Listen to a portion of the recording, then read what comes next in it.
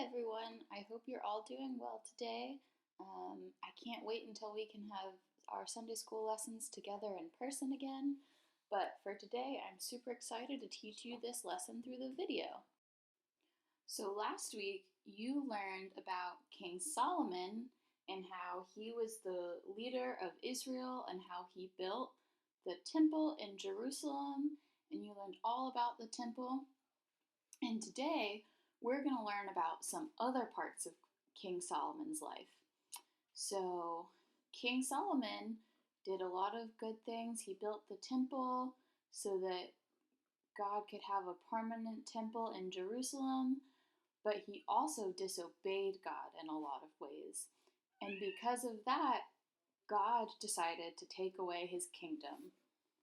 God said to King Solomon, "Because you have disobeyed what I told you to do, I'm going to take away your kingdom.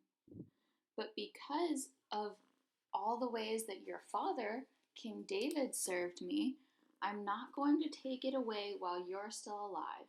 Instead, I'm going to take it away from your son when he's king." But God also said he wasn't going to take away all of Israel from King Solomon's son. He was going to leave Judah, which had Jerusalem in it, under the rule of King Solomon's son. And God said that after he did that, the rest of Israel, the other 10 tribes of Israel, would be under the rule of one of King Solomon's officials. One day, one of King Solomon's officials was walking along the road. His name was Jeroboam. As he was walking, one of the prophets came up to him, and the prophet was wearing a brand new cloak, and he took it off and he tore it into 12 pieces. So those 12 pieces represent the 12 tribes of Israel.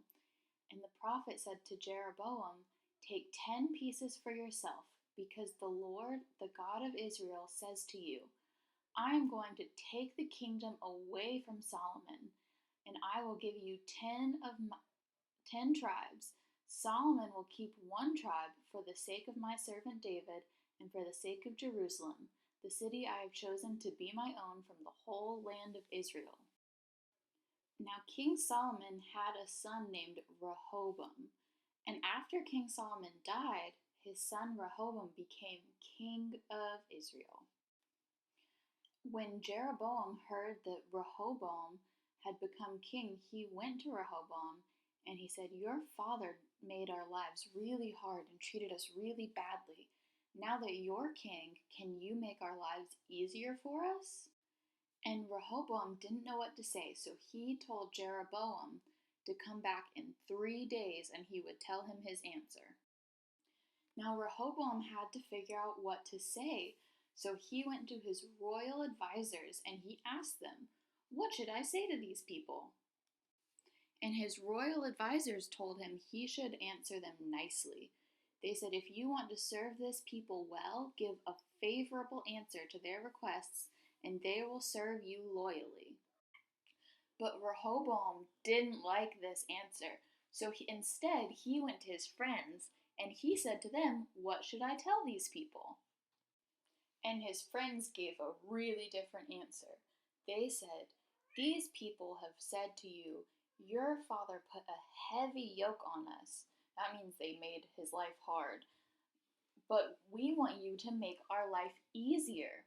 Now you go and tell them, my little finger is thicker than my father's waist. My father laid on you a heavy yoke. I will make it even heavier.